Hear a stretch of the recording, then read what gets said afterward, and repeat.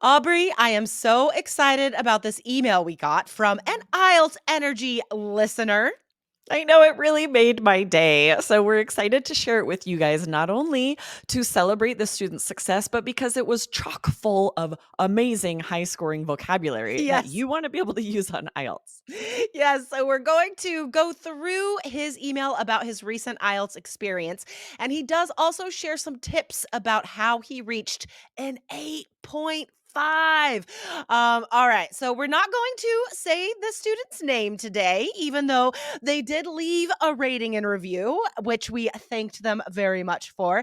Guys, as we're going through today's advice, we're going to recommend some older IELTS Energy episodes to get you to the same scores that this student got. But also to remind you guys that this student got an 8.5 just from listening to this podcast. Of course, he also did a lot of preparation on his own for sure. But guys, subscribe, like, whatever you got to do to hear this podcast every week. And please share this show with anyone who is preparing for IELTS.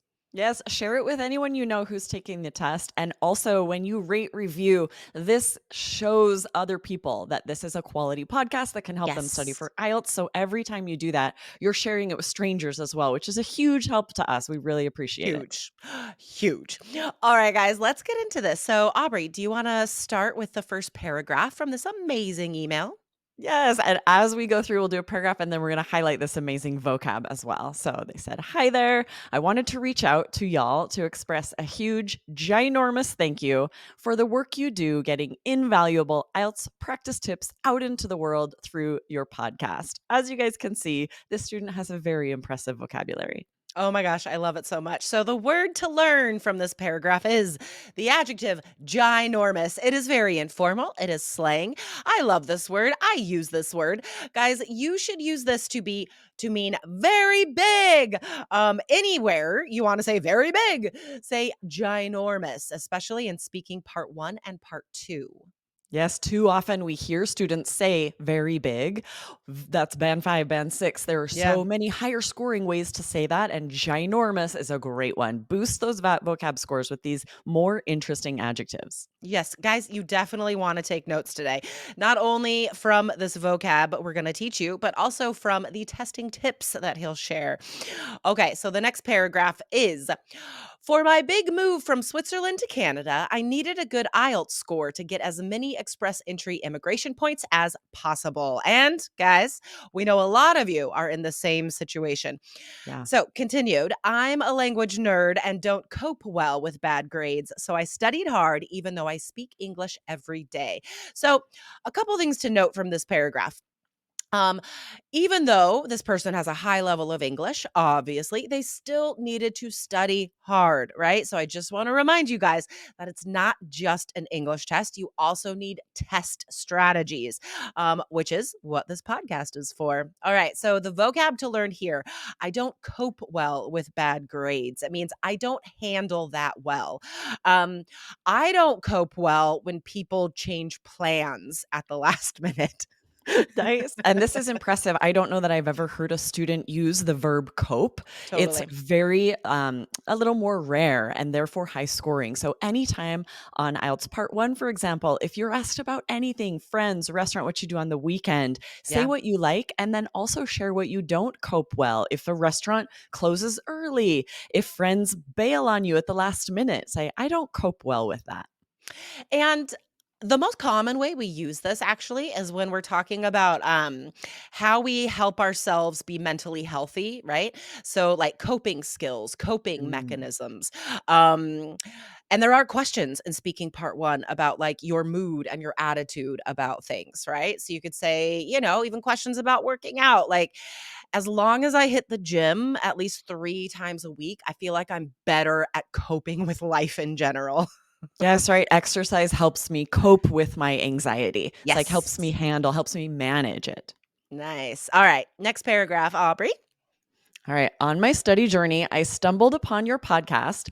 With only 2 weeks to prepare for IELTS, I dove right in and listened to Wow. 55 It's episodes on insane. my commutes to work and even at the gym. Language immersion, baby. And let me Love tell it. you, it worked. There's so much good vocab Love in this it. paragraph. Okay, there are 3 phrases, guys, and then we'll get to his amazing scores, all right? Aubrey, what is the first phrase to share? Versus stumbled upon, which means to come across something accidentally. So maybe just searching for podcasts and you happen to find ours. What luck. I know. So let's see.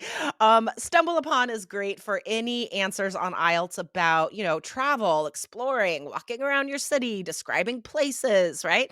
Um, I think we taught stumbled upon We actually in a did recent recently. episode. And like came across because it is Yes, so yes. useful on IELTS to talk about things that happen accidentally. Exactly. All right. So you could listen to that episode for more examples. All right. So the next phrase, dove right in, it means like I was interested immediately and I spent a lot of time on this. To dive into something is to go deep into something, right? To spend your time and attention on something. Exactly. Such a great way to say it instead of just I got started or this is more a little more intense, right? I Yeah. not only did I get started, but I really spent time and I worked hard at it. I dove right in. And then I love this phrase, language immersion, baby. I think you could use this on IELTS too, right? Oh Anytime yeah. you're sharing something you're excited about, very informal, best for part one, but this would Totally. be fun to be like, maybe you're talking about wine, restaurants, and you talk about wine that you love, Yeah. and you're like, Yeah. Cabernet Sauvignon, baby. It's like if you're saying what you like the most. So fun. No, for sure. You could put this into any speaking part 1 answer, and the examiner would Totally. love it. You will get a grin, if not a chuckle, out of the examiner, guys. I mean, even, describing your workplace or, describing, your hometown. There's just you could use this anywhere. Like, maybe you wanna say, "Well, honestly, where I live now, the city is kind of boring and it's tiny and I really want to expand my horizons and move to Canada, baby." Nice. Yes. We're moving to Canada, baby. That's So really good. fun. Well, I'm All right. excited now to dive into these scores. The next thing you said was, I am Yes. so, so, so proud to report that I scored an overall band 8.5. So, first of all, I'm excited to publicly congratulate the student. That is Yeah. amazing. Those scores are fantastic.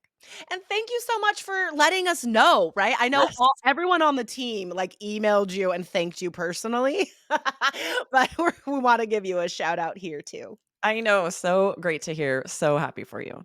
All right, so let's get into each of these scores, guys. Here, you could take some notes because we're going to recommend some episodes that we think helped this person. So, this person got a 9 on listening. I think, first of all, listening to 55 podcast episodes from us definitely helped. But what is one of the episodes that is specific about skills? Yeah, this was very recent. Episode 1406 was how to predict for a 7 or higher on IELTS reading and listening. This is huge. You need strategies. You need to be Yes. making predictions, paying attention to the questions before you ever hear the audio so that you don't get lost once you start listening. Yeah, 100%. And then next, this person got an 8 on reading. That's incredible. But he also noted, I'm so annoyed. I was least confident with this format while studying and on test day, but still. So yeah, the reading test is hard. Right, obviously, and you do need strategies because you cannot read every word. So it is kind of annoying. Like, I don't disagree. So get prepared, guys. There's a great episode you should listen to. Scroll up and find IELTS Energy 1412. Nervous about IELTS reading? Worry no more. In that episode, we do a great job, if I do say so, of summarizing the most important reading skills and strategies you need for the exam.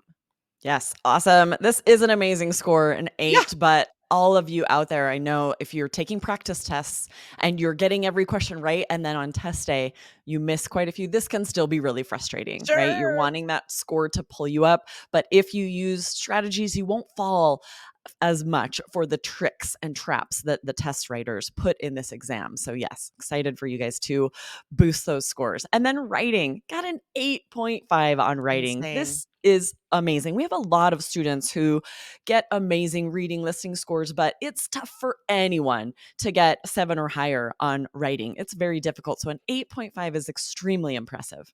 So incredible. Yeah. So some tips here how this student got an 8.5. He said, I planned both parts on paper. So, as we said, right, you need to plan, you need to brainstorm your writing, guys.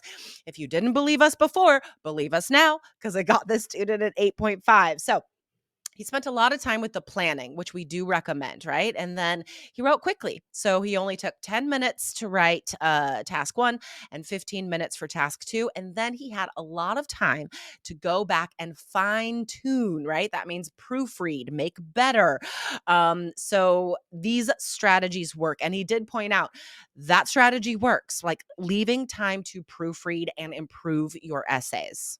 Absolutely. I think the real key takeaway here is you cannot skip the brainstorming and the proofreading, right? And then carefully Totally. write with very neat handwriting. That's a Right. huge mistake. The brainstorming and the proofreading are the most important things that you'll do when writing your essays. 100%. All right, now speaking 9. Ho, ho, So ho. awesome. So Aubrey, this student had some difficulties, right, with the tech on the speaking exam. So, guys, we know a lot of you out there are using this new option that IELTS has. You can, in some countries at least, do the speaking test on Zoom. So, what happened to this student? Yeah, so he said, this surprised me. The speaking was quite difficult, especially because my examiner's Zoom call was interrupted once and staggered and lagged multiple times. That did throw me off, but I still did Mm, my very best. And the examiner even giggled a few times, which I know you guys said they shouldn't, but it's a great sign.